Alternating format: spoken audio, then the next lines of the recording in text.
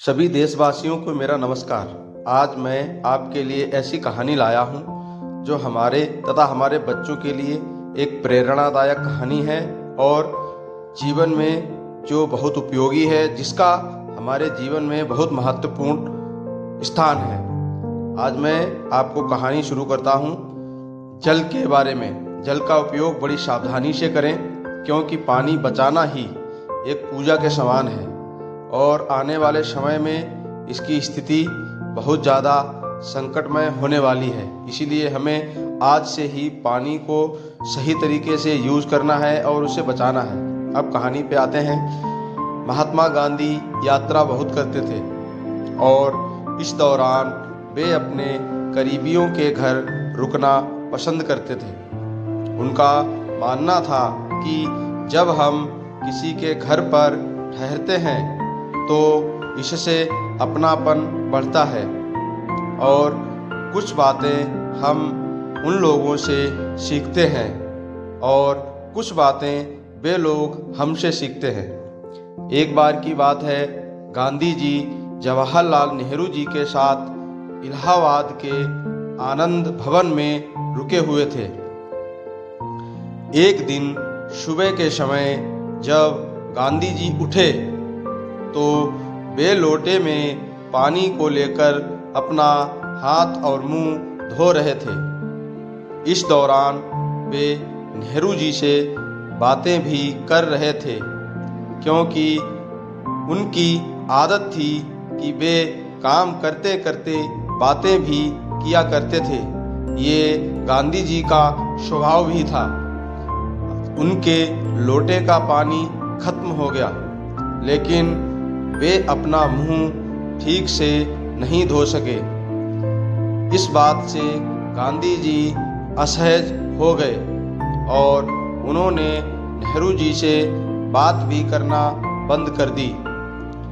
जब गांधी जी चुप हुए तो नेहरू जी उन्हें देखकर समझ गए कि पानी खत्म हो गया है और गांधी जी का मुंह धोने का काम अभी अधूरा ही रह गया है। नेहरू जी ने कहा, क्या बात है बापू, आप एकदम असहज क्यों हो गए हो? गांधी जी ने इस बात पर जवाब दिया और उन्होंने कहा, तुमसे बात करते समय मैं इतना खो गया कि मुझे पता ही नहीं लगा कि मेरा पानी कब खत्म हो गया और मेरा ये मुंह धोने का काम अधूरा ही रह गया। इस बात पर नेहरू जी ने हंसते हुए कहा कि बापू, यहाँ तो गंगा बह रही है और यमुना नदी भी पास में है। यहाँ पानी की कोई कमी नहीं है। आप जितना चाहें उतना लोटा पानी ले लीजिए। इस बात को सुनकर गांधी जी ने जवाब दिया और गांधी जी बोले, ये दोनों नदियाँ सिर्फ मेरे लिए ही नहीं बह रही हैं। न सिर्फ ये नदियाँ बल्कि देश का जितना भी पानी है वह देश के अनेकों लोगों के काम में आएगा। हमारा ऐसा इरादा होना चाहिए। मैं किसी भी काम के लिए अगर एक लोटा भी जल लेता हूँ तो मैं अपने देश के कई लोगों के हक का पानी ले रहा हूँ। इस बात को सुनकर नेहरू जी को बहुत आश्चर्य हुआ और नेहरू जी को उस दिन महसूस हुआ, उनको लगा कि बापू कितना गहरा सोचते हैं। इस कहानी से हमें क्या सीख मिलती है? इस कहानी से हमें सीख मिलती है कि जल और अन्य वस्तुओं का उपयोग बहुत ही सावधानी से करना चाहिए।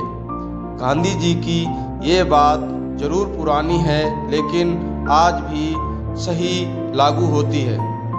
आज पानी बचाना एक पूजा की तरह है।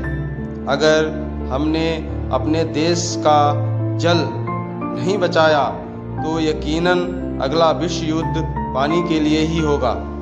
इस कहानी से हमें ये शिक्षा मिलती है कि पानी के बिना जीवन असंभव है, तो इसे हमें बचाने के लिए जो हो सकता है सही उपयोग तथा प्रयोग करना चाहिए और पानी को हर हाल में बचाना चाहिए। इसको व्यर्थ नहीं जाने देना है, जिससे कि हमारा तथा हमारे बच्चों का जीवन सुखमय रहे और आने वाली पीढ़ियों का जीवन भी सुखमय रहे, जिससे पानी का संकट का सामना न करना पड़े। मैं इस चैनल पर ऐसी ही कहानियाँ लाता रहूँगा जो प्रेरणादायक हैं, जो कि हमारे हिस्टोरिकल कहानियाँ हैं, ताकि हमारे जीवन में क्या हुआ नहीं हुआ उसके बारे में हमें जानकारी देंगी। अगर ऐसी कहानियाँ आप सुनना चाहते हैं तो कृपया प्लीज़ इस चैनल को लाइक और सब्सक्राइब अवश्य करें। धन्यवाद।